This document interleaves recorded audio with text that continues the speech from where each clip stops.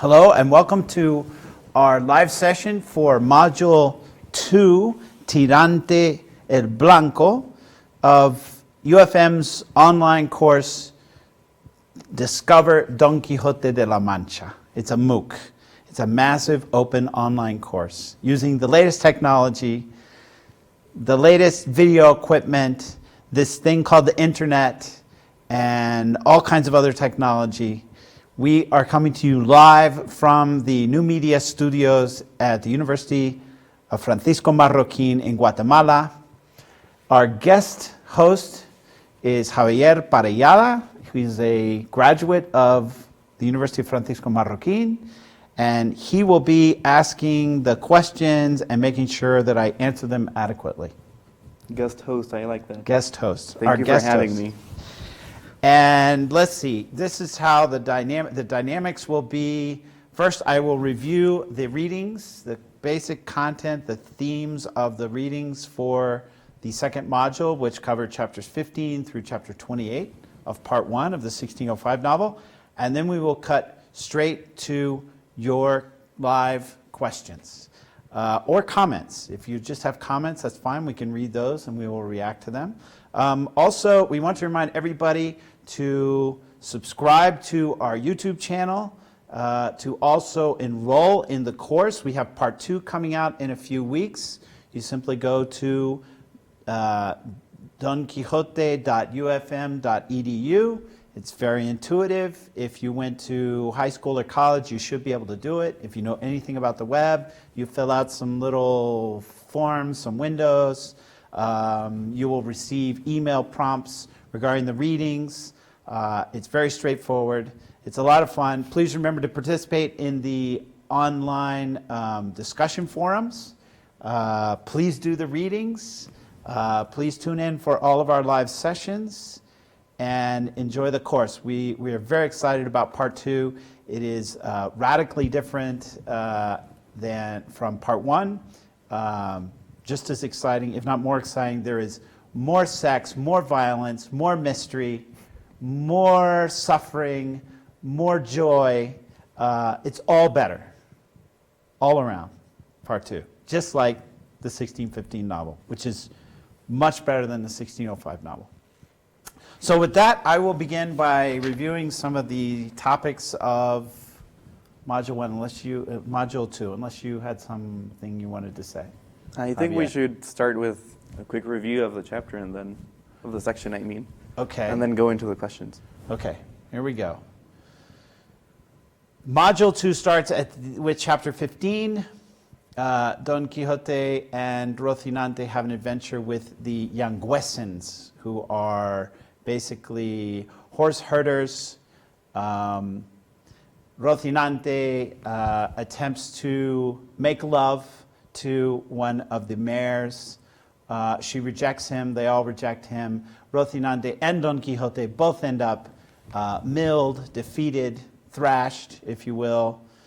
And they must be carried by Sancho on Sancho's ass to the second inn of the novel, which is the inn occupied by Maritornes, and it's the predominant inn in the Sierra Morena episodes and throughout the remainder of part 1. At the end, there's some terrible confusion. We have a kind of almost a parody of a murder mystery. Maritornes also is attempting to meet with one of her lovers. Apparently Maritornes is a prostitute. Nothing against prostitutes. Some of my best friends are prostitutes. She wants to meet with this man, and Don Quixote mistakes her for, of course, Dulcinea. He basically attacks her. Her lover exacts his revenge, and chaos ensues. Sancho is thrashed as much as anybody, at which point Don Quixote suggests he try the balsam of Fierabras, this magical potion that's supposed to cure all wounds. Sancho tries this, or sees Don Quixote try it. It works for Don Quixote. He attempts to try it. This results in all kinds of what we call in Texas the boot dumps. He is vomiting and he gets diarrhea, and it's all very bad. Sancho's miserable. Then, to top things off, our heroes leave the inn without paying, and Sancho ends up paying for it figuratively when a group of picaresque characters throw him in a blanket in the air, which is apparently very painful and humiliating. Sancho will never forget this event. He will remind Don Quixote of his blanketing well into part 2 of Don Quixote. Then we have the adventure of the sheep, what are they called? Rebaños. Sheep herds of sheep. Don Quixote attacks a group of sheep, claiming that they are all warriors. Before that, we have a long harangue by Don Quixote that it describes these two herds as opposing armies. And of course, the army that he chooses to fight for will be victorious. Then we have that also ends badly. The herders, the shepherds attack Don Quixote with their slings. He is milled again. I think he loses a few more teeth. He ends up on the ground, at which point our heroes retreat. Then we have the adventure of the dead body, which is a very famous adventure based upon a real event, the translation of the body of St. John of the Cross from Úbeda to Segovia at the end of the 16th century in the 1580s. Cervantes appears to have taken that episode and simply inserted Don Quixote and Sancho into that event. So they interfere with the transport of this dead body. Don Quixote is actually excommunicated. He wears that as a badge of honor. He's proud to be excommunicated. I'm not sure if that says something about Cervantes, but it seems to me a rather irreverent episode in terms of religious orthodoxy. Then we have a night, they spend the night near the batanes. These are fulling mills, which are used in the production of textiles at the time. They spend the night near some fulling mills, lots of loud banging noises, chains, water. Sancho is typically terrified.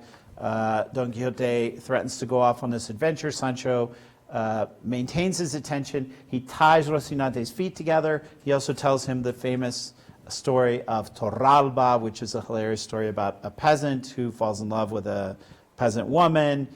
She rejects him. Then when she displays interest in him, he's no longer interested. He attempts to escape her, and all sorts of hilarity ensues. Let's see. Then Sancho goes on and on about his pure breeding. He's very proud to be an old Christian of pure Christian blood, whatever that means. He also asks Don Quixote for a salary at this point in chapter 20. Very, very important that Sancho, after this episode of the fulling mills, asks to be paid in a regular fashion. Don Quixote, of course, responds, I've never read about any squires being paid by their knights errant in the books of chivalry, so that's off the table. Then we have the helmet of Mambrino adventure. Don Quixote attacks a poor barber, steals his helmet. We have the Galeotes adventure subsequent to that, in which Don Quixote interviews and frees a bunch of captives who are basically galley slaves. They're being sent to row in the king's fleet, which means basically a death sentence for all of them. They're convicted of very petty crimes. This seems to many readers to be a critique of the justice system at that point in time, which was unjust, according to this reading. He frees these galley slaves, and then, of course, calling the progressive interpretation of the episode into question is the fact that the galley slaves then rebel and attack Don Quixote, refusing to go declare their loyalty to Dulcinea. They turn on Don Quixote. Okay, now Don Quixote and Sancho are in big trouble. They have freed the king's galley slaves, the king's prisoners. Sancho knows this. They retreat to the Sierra Morena. We have a series of episodes in the Sierra Morena that begin with the discovery of the valise, this case that contains nice new shirts, a pile of about 100 escudos, 100 gold pieces, and a book with some poems written in it. Let's see. Our heroes then discover Cardenio. Cardenio tells his story of intense melodrama and jealousy with Don Fernando and Lustinda. Cardenio is in love with Lustinda. Fernando attempts to seduce Lustinda out from under Cardenio. Cardenio leaves his hometown enraged about being mistreated by his new friend, Don Fernando.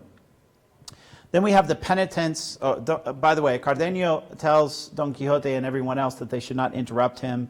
When they do, he goes crazy and attacks Don Quixote. After Cardenio disappears, Don Quixote decides to do penitence in the Sierra Morena. He sends, at the same time, Sancho on an embassy to Dulcinea to declare his love for her, to inquire if the many people that Don Quixote has defeated have visited her. Sancho leaves on Rocinante. Before he leaves, he has the uncomfortable experience of seeing Don Quixote totally naked doing cartwheels, which must have been unpleasant because Don Quixote is a very old man at that point. Let's see. Then we have the end of the story of Cardenio. Sancho leaves the Sierra Morena. He shows up at the inn again. He meets the curate, the priest, and the barber, friends of Don Quixote, who decide that they have to go help get Don Quixote, who is, after all, crazy, out of the Sierra Morena. They do this by concocting the backstory of the Princess of Micomicon. There's some curious cross-dressing. The priest and the barber are not sure who's going to dress like the princess. They go into the Sierra Morena. They come across Cardenio, who finishes his story, and then Sancho goes off to find Don Quixote, and the priest, the barber, and Cardenio then come across Dorotea, who is another of the Sierra Morena lovers. She tells her story about how she was seduced by Don Fernando, and we finish with the second module. So, with that, your questions, have your questions at the ready. Please send us your comments and questions, and we will do our best to respond to them. Wow. Javier. So that was wonderful. And the first question comes all the way from Santa Fe, New Mexico, by Richard Yost. And he wonders, why did Cervantes place Don Quixote in a small area of Spain when he could have used the Mediterranean he was more familiar with, or in the Americas where adventurers of his time were going? Wow.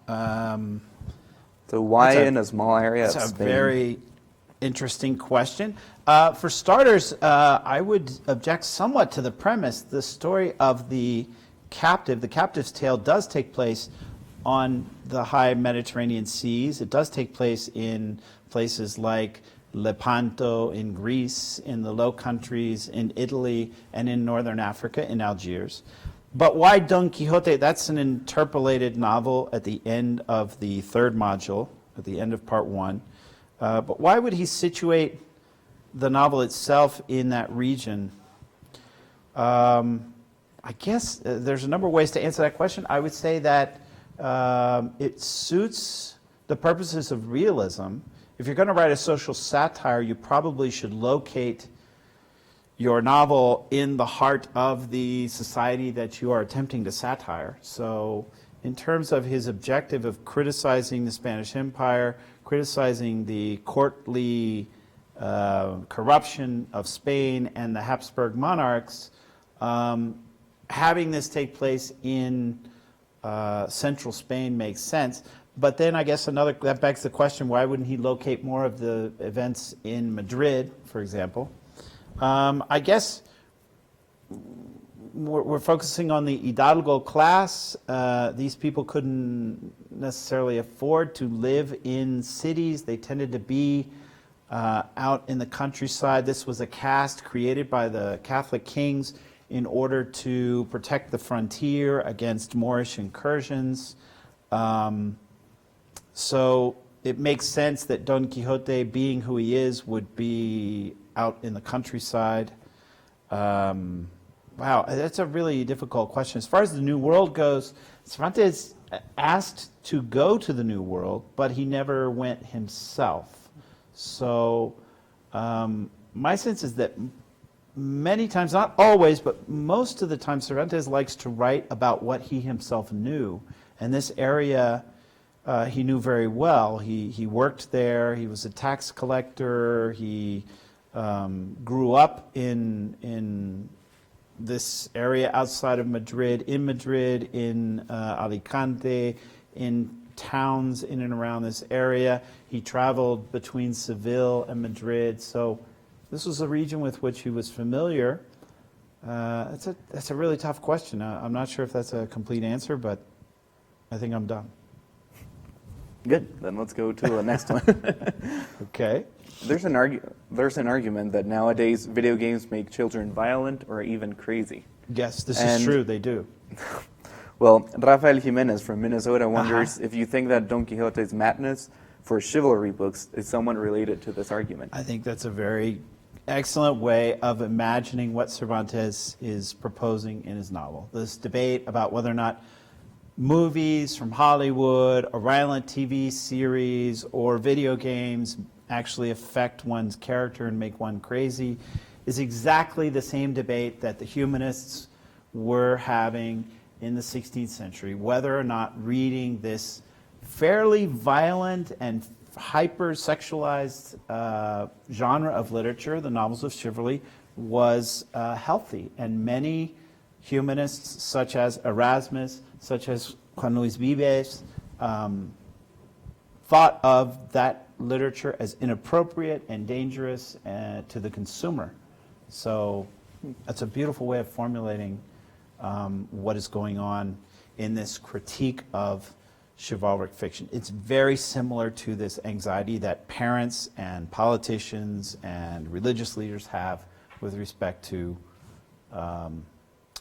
Assassin's Creed, or I'm trying to think of violent video games. I don't really play these games. I don't know, World of Warcraft, what else? You play these games a lot, right? That's why you're a murderer. Basically. That's why you're so violent and difficult to deal with. Some people would call me quixotic. Quixotic. Quixotic. Or, so I don't know any of those other games, but yes, they're all bad and they're all dangerous, and it's very similar to the debate about chivalric fiction. Yes. Well, this would be assuming or stating that Don Quixote was dangerous. And I think Don Quixote is dangerous, actually. He probably kills the Basque. The blood that comes out of his nose and his ears, that's not a good sign, knowing what we know about 16th century medicine.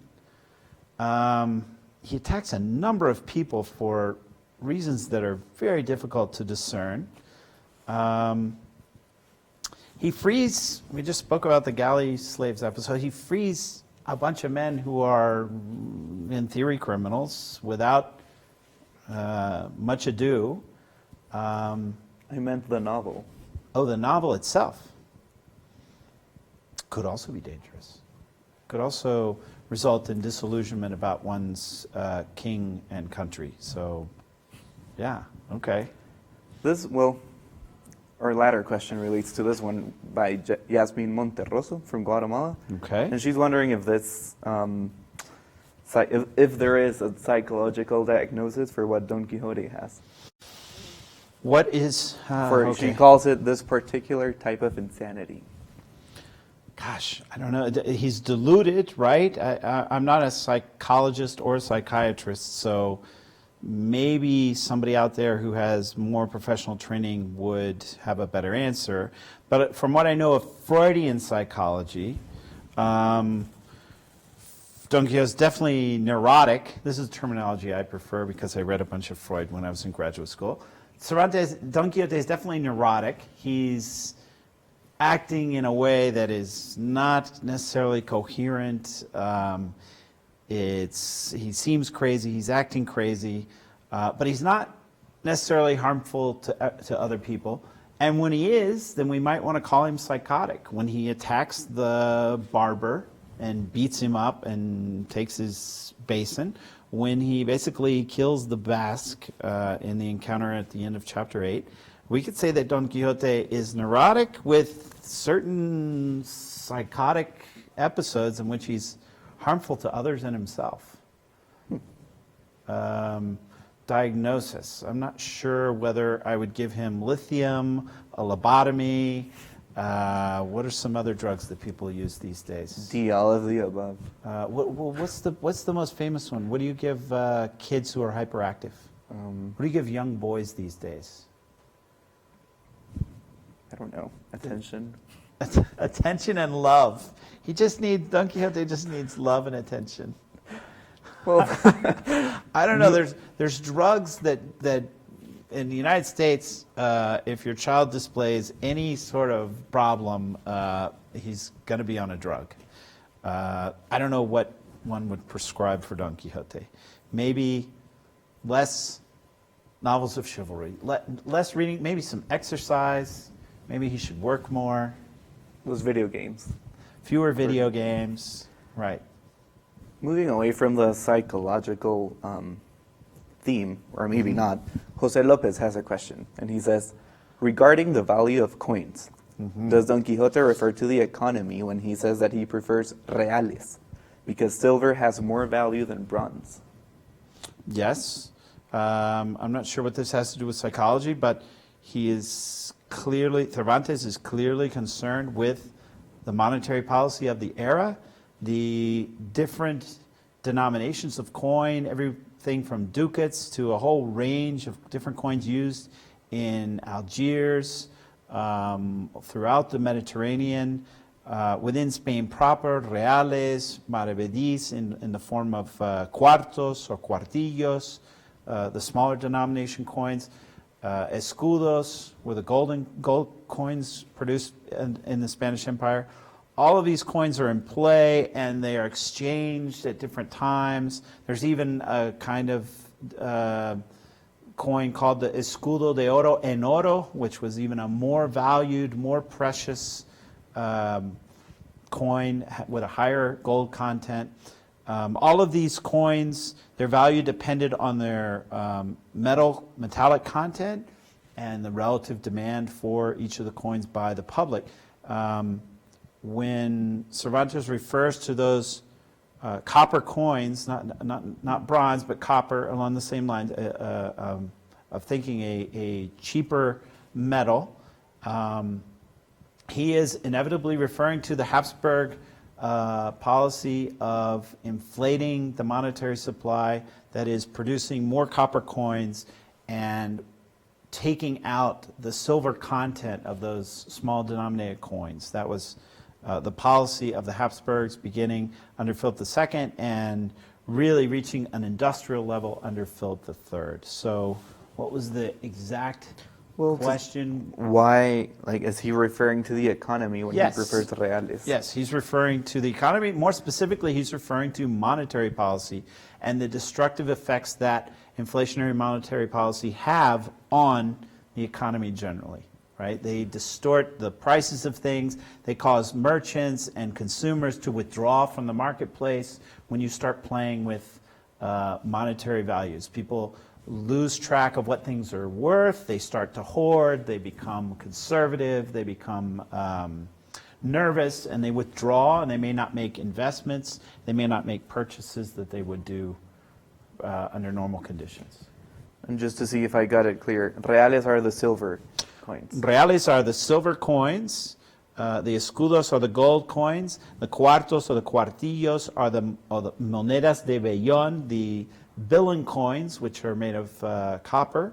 And the monetary unit is the maravedí, which isn't a coin at all at this point in time. I think it was earlier in the medieval period, but by Cervantes' day, the maravedí is simply a unit of measure. So the copper coin is worth, say, 16 maravedís. The real might be worth 32 maravedís. A gold coin would be worth hundreds of maravedís. And there isn't a maravedí. There is no maravedí that you can hold, exactly. It's an abstract unit. Moving on to our next question. It's again from Santa Fe, New Mexico, Richard Yost. He asks, did Cervantes plot out the whole book or plot as he went along?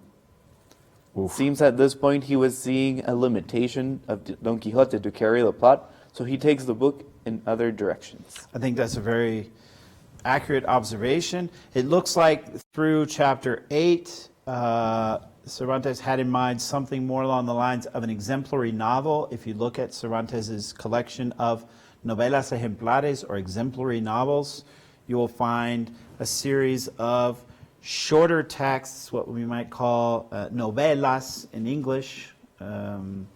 They're long short stories, anywhere between 50 and 150 pages, with a moral example or a moral lesson being taught. In theory, sometimes Cervantine irony makes that moral lesson very difficult to grasp. And they're shorter, they're tighter, they're more purposeful. What Cervantes seems to have had in mind was a story about Don Quixote who loses his mind, goes into the Sierra Morena, and then is rescued from there. And it looks like he then expanded it into something much bigger by inserting these other texts and making the story much longer. And Don Quixote actually seems to move to the margin of the text. He disappears for a number of chapters. He's either sleeping or absent or barely present among a number of characters. That's a common way of looking at the way Cervantes composed Don Quixote. I tend to think that's simplistic. I tend to think he had something much bigger in mind very early on, but who's to say at what point he changed his mode of composition? Could he have plotted out the main story and then just expanded on certain chapters? Sure, and he could have plotted out the entire thing and decided, okay, I want these love stories to be more detailed. I want to tell them in a much fuller fashion. Or he could have even reduced and compressed, right? There's certain theorists, Cervantes scholars, who think that Cervantes cut major parts of the text and just said, nah, I'm not going to, it's too much. I find that character or that storyline boring. I'm not going to follow that. I'm going to switch gears. Cervantes himself, through Cide Hamete in part 2, who is the Moorish narrator, says that he thinks readers should thank him not for what he wrote, but what he decided not to write. So there's even this idea that you should be thankful that Cervantes edited himself and did not put everything that he had in mind in there. But who knows? That's a very difficult area of study in Cervantes, but very popular and worth thinking about.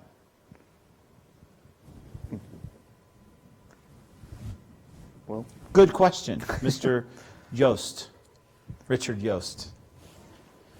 Then this is more of and what do you think? And it's by Maria del Mar. And it's, how do you think Don Quixote would perceive the Western Occidental society of today? How do I think Don Quixote, not Cervantes, would perceive Or, modern... well, it just says how would Don Quixote.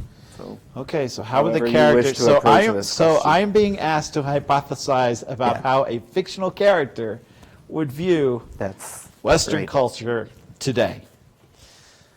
I think he would be absolutely abhorred, like I am, at this insane use of technology. The internet can only lead to bad things. Like live sessions. Like live sessions on Don Quixote, right? This can only go wrong. Don Quixote would probably recommend that you buy gold, platinum, maybe palladium. Don't invest in anything else because it's all inflated and false. He would probably be upset at the mistreatment of women in the Islamic world in particular. He would be upset at the lack of general morality, the over-sexualized culture that we have, right, in Western society. Well, you're from Guatemala, so I can't necessarily speak for Guatemala, but I know in the United States there is just too much rock and roll, too much sex, and too much drugs. And I think Don Quixote would be very upset by that. And if we want to talk about the particular presidential candidates that we have before us, I think Don Quixote would basically do this. That would be it. That would be Don Quixote's reaction to Western culture. Face palm. Facepalm. Well, to avoid more facepalms, I think more people should read Don Quixote. And that's why I think if you're watching this right now, you should go online and subscribe to our course. Yes. Do not forget to go to donquijote.ufm.edu and enroll in the course. Please participate in the online forums, the discussion forums. Please join us for these live sessions, which are tremendous fun. And do not forget to go for certification. We will actually send you a certificate. All you have to do is take an additional test, pay a small fee. It's all fun. And you can actually be certified in Don Quixote, which I think says something. If you've actually read this 1,300-page novel and taken quizzes on the text and participated in the forum and done this course, I would think that should be worth something to you. And being certified in it indicates staying power, mental capacity, ability to contemplate difficult passages and think them through. So why not be certified? Absolutely. I am. And if I'm close to. Are you getting certified? Yeah. Excellent. Soon. Terrific. We have lots of people who have been certified. I think we have well over 50 people have been certified in the various modules of Don Quixote. I think Richard should get certified. He has great questions. Richard's on the brink of certification right now from these questions. He's asking, Don Quixote's efforts all seem to result in more harm than good. Quite often. Was Cervantes criticizing do-gooders or efforts to improve society, making him a cynic? I think that's a beautiful way to read the novel. It's very difficult to pin Cervantes down, right? The moment you think you've figured out what he was writing about, a character or an episode will change your mind. But I like this basic rubric of Don Quixote as someone who is imposing his will on the rest of the world. He's enforcing something. He's forcing people to do good, to be good, which of course is not only absurd, but really difficult, right? Fighting sin or is like fighting terrorism. How do you declare war on an idea or a concept or a behavior? It's very difficult to do. And in many ways, Don Quixote is fighting a very lost cause. And in that sense, he represents this ideal of the expansive Spanish Empire, which is attempting to impose Orthodox Catholicism on Quiche Maya, on people in India, on English Protestants. That had to be just an utterly outrageously optimistic enterprise at that point, even to people at that point in time. There had to have been people like Cervantes sitting around saying, what are we trying to do here? This is absolutely unachievable. But I also like this notion of him as being a do-gooder, almost like a Puritan, a busybody, someone who sticks his nose in other people's business. And that accords with the vision of Don Quixote as a troublemaker, as a problem, and not this romantic, idealistic dreamer. But it fits with that, right? It's the flip side of the coin of the romantic Don Quixote. If he's this dreamer and this do-gooder, depending on who you are, he could be irritating, right? If you're an innkeeper and you just want somebody to pay their bill for their night's stay and pay for the feed that you gave to his animals, this insane do-gooder is a real problem. I do see some sort of conflict here if we are going to accept that all of his efforts result in more harm than good. For example, when he freed the galley slaves, did he do more harm than good? I think in many ways Cervantes is asking us to ask that question, right? At what point does he do more harm than good? again, I return to the Basque. When he hits the Basque with his sword so hard that it looks like the man is going to die, he appears to have done more harm than good. I think most people would be able to agree to that. But when you come to an episode like the galley slaves, many of them seem convicted for ridiculous crimes, petty crimes, and they've been given death sentences. Maybe he's a real hero there. And this cuts to the essence of what makes Don Quixote a modern novel. Our hero is also an anti-hero. Our hero is problematic. And sometimes even when we identify with him and say that's a heroic act, a few chapters later or a few paragraphs later, we might end up questioning ourselves and our own conclusions, right? And in many ways, that's what modern existence is. We all try to do our best, but we're all imperfect, and we're not always perfect. We're not always good, right? Some of us are malignant. Some people are really bad, but maybe they're lovable on some level. Like me. Come on. You like me. Moving on to the next question. Just a little bit. I'll try. Okay. I'm kidding. We all love you, Eric Graff. Oh, that's sweet. But you don't know me. That's the problem. Well, Nora Sierra from Honduras is wondering, why is Don Quixote always going south? Well, in part one, he is always going south, and I assume she means that literally and not figuratively. I wondered the same thing, yeah. The figurative answer is easy. He's old. He's over 50, so everything goes south when you're 50. I can speak from experience. Everything starts to go south. But I think she means literally, why is he always in a southerly trajectory in part one? It's important to remember that that is part one. In part two, he's always heading east. So why is he always heading south in part one, and why is he always heading east in part two? Those questions go together.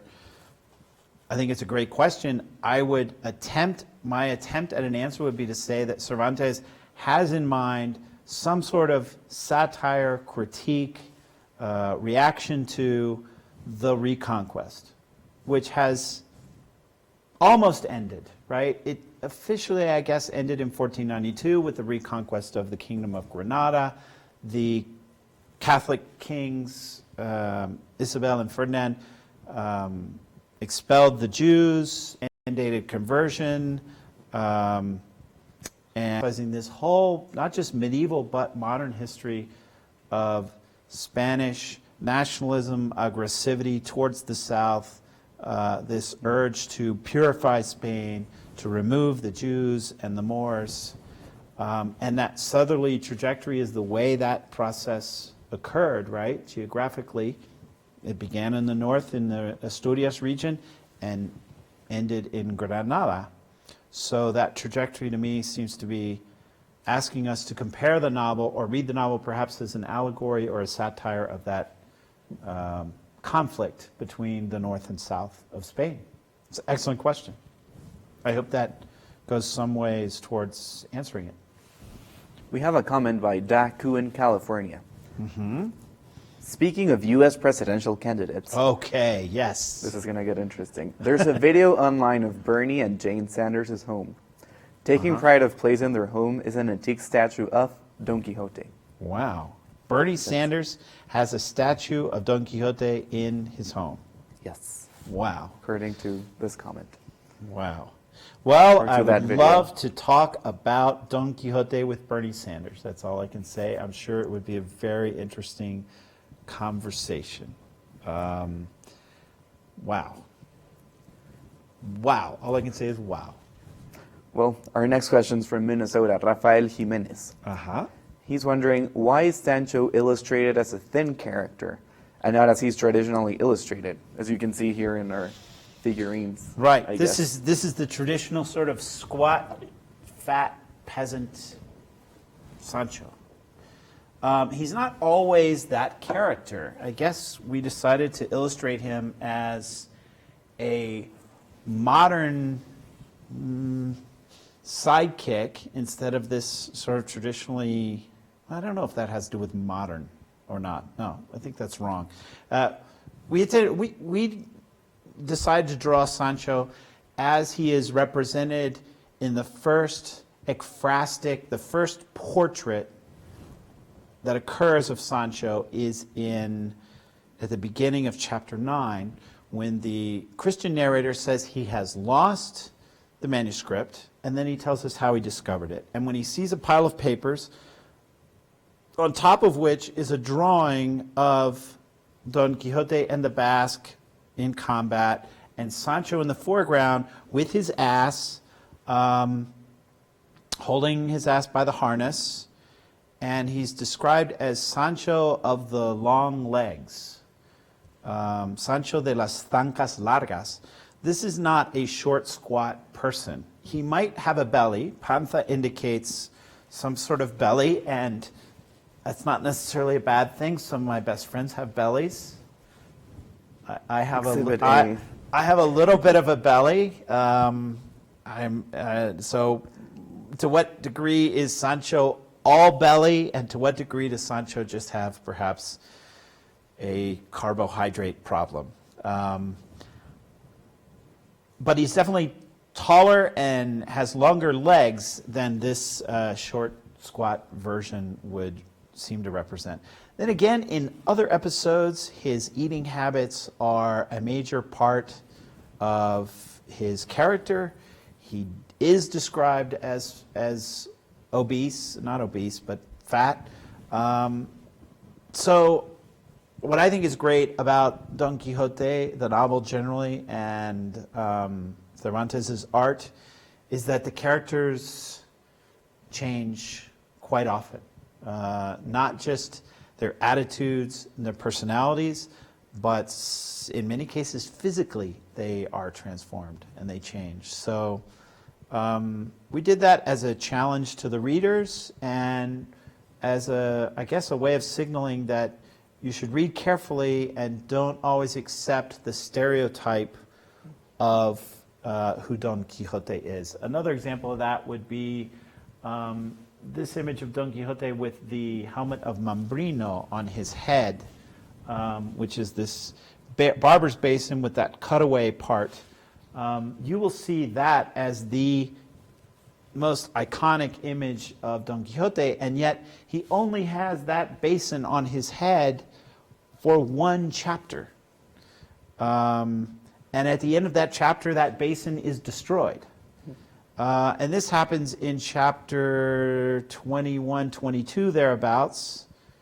And you'll often see him with that helmet attacking the windmills, which is an episode from chapter 8. So there's no way he could have had that helmet on his head. In other words, just be careful in terms of the popular imagination, what the popular imagination has done with these characters. Is that the same helmet?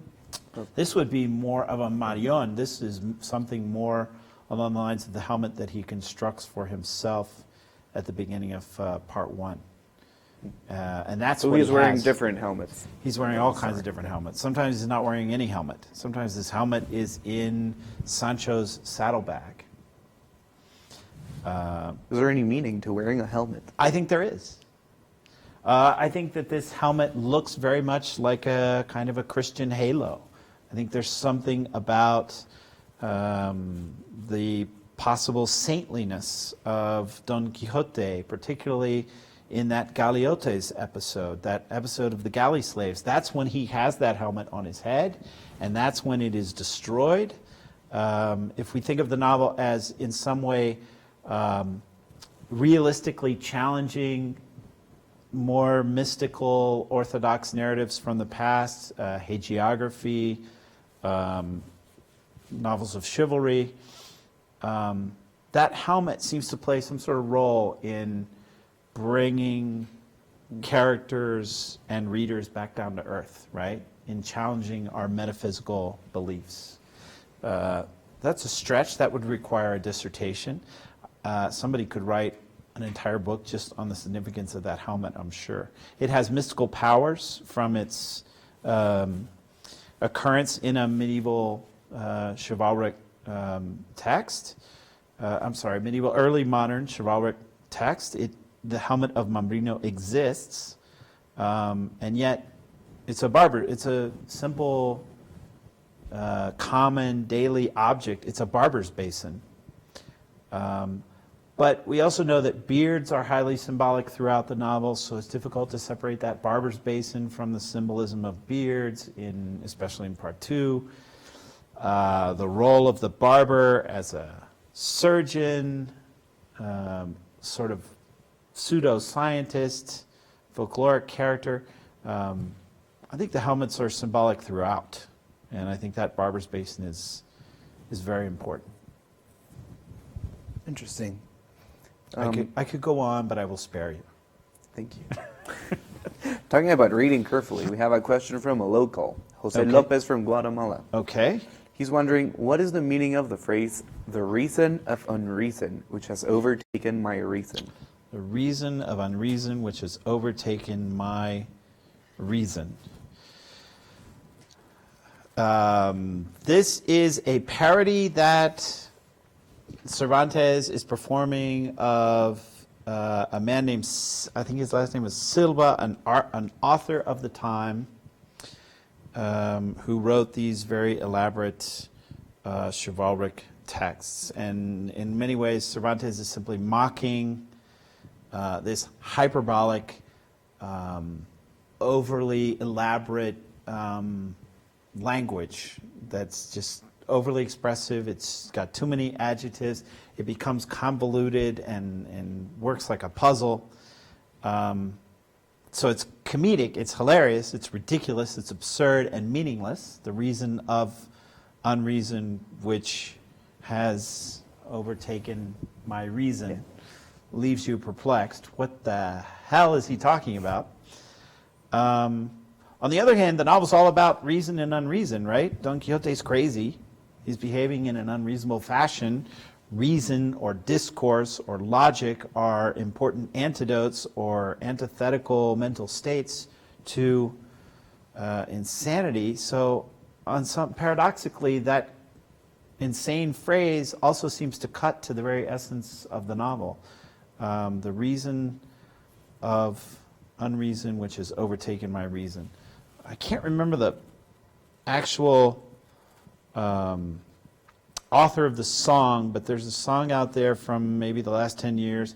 We're never going to survive unless we get a little bit crazy or something like that. It's a very romantic notion that we all have to, you would think, be reasonable, but sometimes we need to behave in a counterintuitive fashion in order to not do harm to each other. From a humanist perspective, the most crazy human ever was Christ, who allowed people to nail him to a cross and apparently did so voluntarily. That's very difficult to imagine. I would not do that, and if you did that, I would question your reason. But perhaps if you believe in the Christian faith and the Christian message, perhaps that kind of insanity is crucial to civilizing the rest of us. So that's just an example of how that phrase has a lot of potential. And now to the about the images. Mm-hmm. Someone's wondering, can you tell us your interpretation of the forum images? Right. These are the images by our artist, Chris Roloffs. I've a lot of students ask for my interpretation of these images. It's very difficult for me to do. Chris is an artist. He has his own take on the novel. I would simply point out some aspects of these drawings that are interesting to me. In the first one, the robbery of the barber's basin, I find it interesting that he has these Van Gogh allusions up in the sky.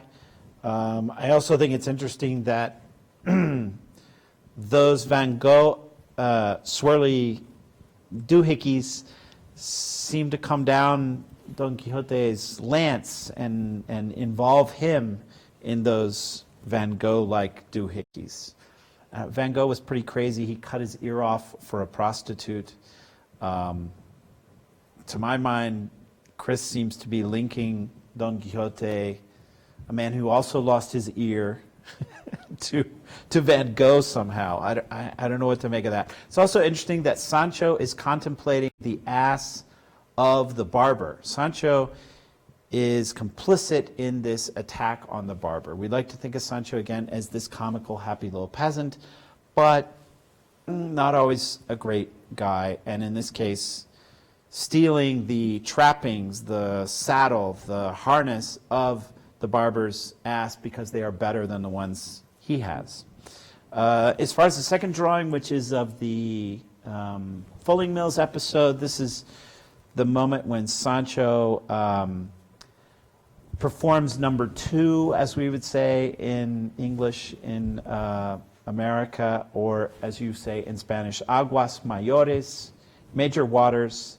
He takes a shit next to Don Quixote in the woods. You see the Fulling Mills there. I would simply point out that those woods look very much like Doré's drawings of Dante's Hell, in which a lot of the spirits or the damned, the people who are condemned to hell, sort of organically become a part of hell itself, or they are undergoing metamorphoses. They're being transformed into trees or lizards or other things in hell. And Chris seems to be alluding to Doré, who was also an illustrator of Don Quixote, by the way. I don't know what else to say about it. I also find the representation of Rocinante very interesting here. It's not the Rocinante, it's not the decrepit, weak, old, frail horse. It looks like a war horse. It looks like a monument you might see in a plaza in Spain with the Cid on top of it. It's a very interesting contrast, right? To represent Rocinante as this virile, potent war horse, precisely in a very mundane moment in the text when Sancho is taking a crap and asking for a salary and worrying about being replaced by machines. But no, I can't give you my interpretation of these drawings. I can point out interesting aspects of them and suggest that they make for excellent topics of discussion. I wonder, we've been speaking about... There we go. The song is by Seal, and it's called Crazy. And the refrain is, we're never going to survive unless we get a little crazy. Which is a very romantic idea if you think about it. We need to be counterintuitive. Reason is not the solution. We need to be a little crazy. So we need to play more video games again. No, this is not... Maybe. Kidding. If they make Just it crazy. referencing. Sure, why not? Video games are better than war. Well, we just spoke in the beginning of killing each this other. live stream how video games can drive you crazy as chivalry novels drew Don Sure. Quixote crazy. So. Sure, but if the alternative is going around killing people, then I would prefer you to play video games and go crazy. So maybe it's just all relative. I've got a question regarding the illustration. We Okay. spoke about Sancho as being illustrated as this tall, thin guy because of a reference in the novel. He Right. had long legs. Right. However, is there any reference to the horse, to Rocinante, being drawn this way? There's no. Rocinante is described as decrepit, pathetic, barely. I think he manages to get up to a slight gallop once in the entire novel in 1,300 pages. The rest of the time, he can barely move. We are talking about an old nag that is on the brink of death, and no, there's nothing in the novel that would justify that particular representation, other than that it's a projection of the way Don Quixote envisions Rocinante. Don Quixote is very proud of Rocinante and sees that animal as this glorious war horse. So the answer, I started out saying no, but the answer is yes. That is Don Quixote's mental vision of Rocinante. Which makes me wonder, what do you think was Don Quixote's mental vision of Sancho? The tall, thin guy, or the popular representation we're all familiar Right. with? Okay. What That's do a you think? difficult question. I'm wondering. In part 2, Sancho trips Don Quixote with one of his long legs. He performs a zancadilla. He catches him, trips him, flips him over, pins him to the ground. My impression is that at least by the end of part 2, if early on Don Quixote viewed Sancho as a simpleton, as a sucker, as somebody who is at best a peasant, full of refrains but no common sense, by the end of part 2, I think he's learned his lesson. Sancho gets the better of him. He agrees to pay Sancho. He understands that Sancho is not to be physically meddled with, right? He can't just bang Sancho over the head with his lance like he does in part 1, because Sancho turns on him and says, don't lay a finger on me. And that's not a short, squatty, helpless peasant. That's somebody to be reckoned with. So I don't know if that answers your question, but both. And the transformation of Sancho is important. Speaking of Sancho, and we have a question from Richard Yost from Santa Fe, New Mexico. He's Richard Yost, who's going to go for certification, I hope. Remember to go for certification, Richard. It's very simple and very fun. And from the sound of your questions, you will have no problem whatsoever. Well, he wonders, have any critics treated Sancho as the leading character in interpreting the book? And what do they say? Have any critics treated Sancho as the leading character? Right. I'm sure there have. There are as many critics of Don Quixote as there are critics. Period. As there are readers of Don Quixote, right? Everyone has their own interpretation. Do you know if anyone's specific that's taken the question? Specific critics that come to mind, two in particular. I would say Carol Johnson, who was at the University of UCLA until his untimely death 3 or 4 years ago, has a book called Cervantes and the Material World, in which Sancho plays at least a more leading role. For Johnson, one of the main themes of the Quixote is this relationship between the feudal lord and his servant, which should be an organic relationship based on largesse, gift-giving on the part of the lord, and unquestionable loyalty on the part of the servant. He's almost a member of Don Quixote's household, right, in the feudal context. And this transition between that relationship to the new modern relationship in which Don Quixote is the employer and Sancho is the employee, and Sancho wants a contract and a monthly salary, and he wants to be paid, right?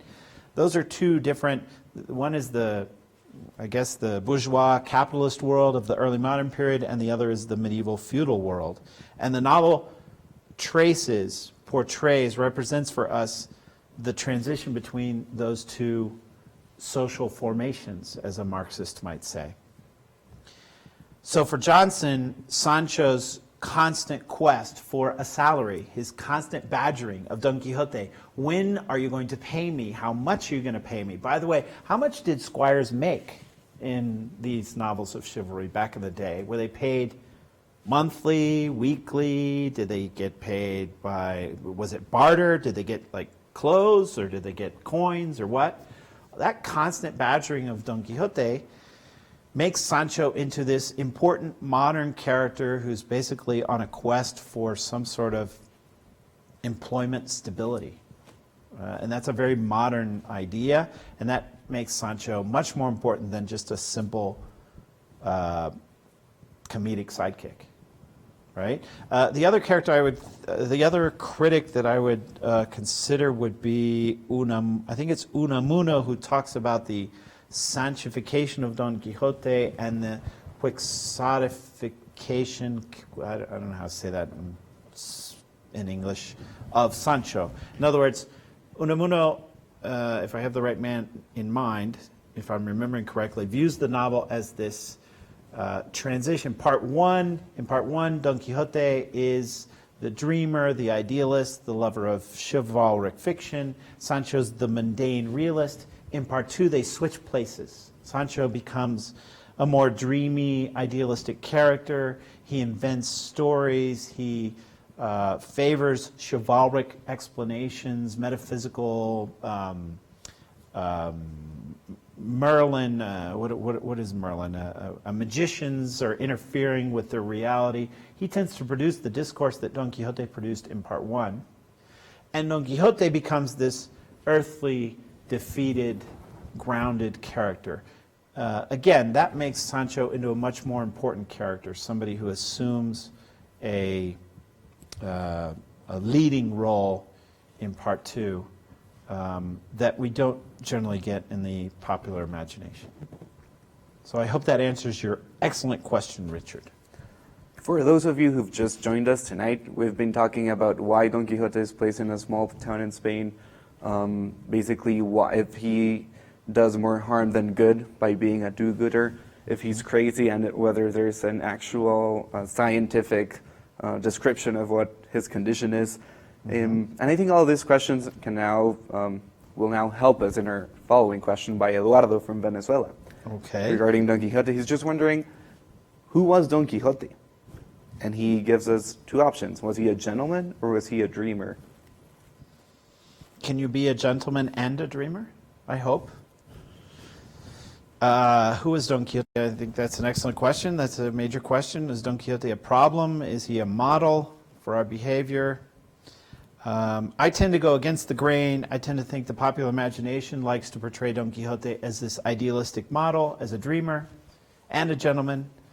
I think it's important to focus in those moments in the text when Don Quixote is a dirty, rotten scoundrel, a bastard, a really violent man who beats people up, refuses to pay for services rendered, and is a little aggressive towards the ladies, frankly. He pretends to be faithful towards Dulcinea, and yet Maritornes enters the room at night and he grabs her and pulls her on top of him. So there's something deeply hypocritical and problematic about Don Quixote that I think we tend to lose sight of. And it makes him, I'm not trying to be flippant or negative, it makes him a much more interesting character if you see him as very problematic. Would that make him lose his title of a gentleman, you think? Yeah, I think there's moments when he behaves in a very ungentlemanly fashion. And those are important moments that we need to focus on. We need to ask why. What is Cervantes telling us? Does Don Quixote become aware of the fact that he behaved in an ungentlemanly fashion? Does this explain, for example, I would suggest, his desire to do penance? He goes into the Sierra Morena, starts whipping himself, takes all his clothes off, doing cartwheels, clearly seeking redemption and rejuvenation and some sort of cleansing. But why? What sin is he atoning for? I'm glad you're mentioning Sierra Morena because Cecilia Lipa Diaz wonders what is the Sierra Morena and if it has any symbolic meaning. Definitely. The Sierra Morena is a mountain range in southern La Mancha, which separates Andalusia from Castilla-La Mancha. In that sense, it represents this liminal, in-between space, right, from lemon, from the Latin word for door sill, or I'm not sure what you would call that. I don't know the term, but the frame of a door is a lemon, right? And crossing that lemon is going into another world, another room, another existence, crossing a portal, let's say.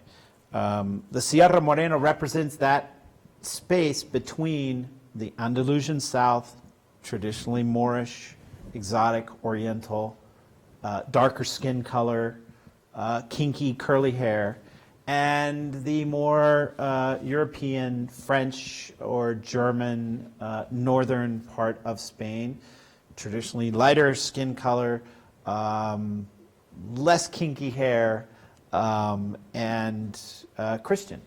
So this ethnic, religious, racial divide is clearly embodied. That's what the Sierra Morena incarnates in the novel. And if you think about it, Sierra, mountain range, saw teeth is what it's named after. Morena seems to me to cut directly to color, What shade of brown are we talking about here? And those are topics that are throughout the novel, right? What is Sancho's rucio? What is rucio? A lot of people think rucio is a name of his ass, like Rocinante. I know Spanish speakers that have thought rucio must be his name. Rucio is simply a color. It's a code for a color of a mount. It just means gray. In many English translations, Sancho's ass is referred to as dapple. A lot of people come away thinking dapple must be the ass's name. Dapple just means a spotted gray brown colored horse or ass. But what's key there is that, again, it's an in-between color. It's light brown, light gray. It's neither black nor white. It's neither dark nor light. And Cervantes seems to be playing with this liminality, this in-betweenness throughout the novel, and focusing on the absurdity of the distinctions, right? The Sierra Morena, this in-between, this light brown, is actually the more accurate description of what people are. We're all mixes of something, right? We're all mutts in the end. There's no such thing as a pure-blooded anything. And yet people to the north and people to the south of that divide, people in the deep Andalusian south and people in the north, actually in the 16th century, went a little crazy, thinking of themselves as belonging to a particular ethnic group. And we're talking about the beginning of modern concepts of race as a genetic thing, as something that's inherited through lineage. And Cervantes is criticizing that, I think, in his novel. And the Sierra Morena is clearly a symbol in that process. So Cecilia has put her finger very much on a major symbol of the novel.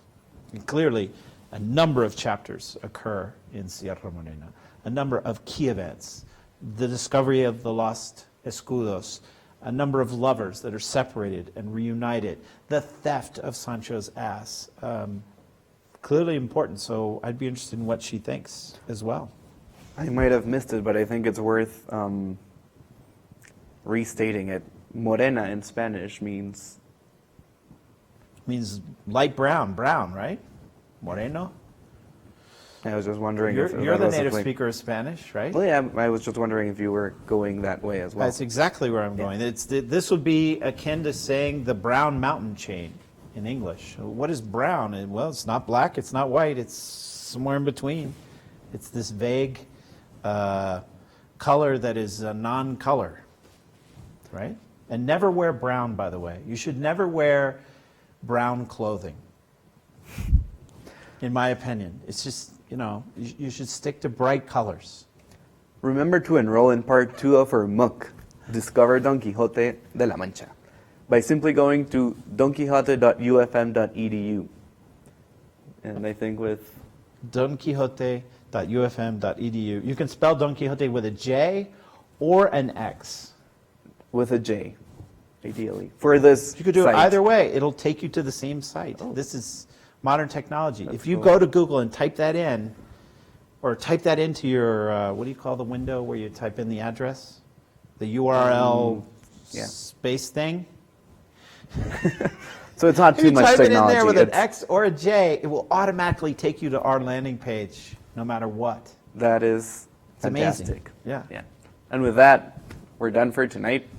Okay. Thank you so much for having me as a guest host. It was I great enjoyed it. fun. Please come back and do it again. Thank you. Do it in Spanish sometime with us, Con mucho if you gusto. wish. And we invite everyone else to return, come back for our session in the third module. Remember to enroll, encourage your friends, family, and colleagues, and skeptics, and political enemies to enroll in this course. It's a lot of fun. And get ready for part 2. Be sure and enroll for part 2 of the 1615 novel, which will be beginning in a few weeks. So bye, everybody. Hasta luego.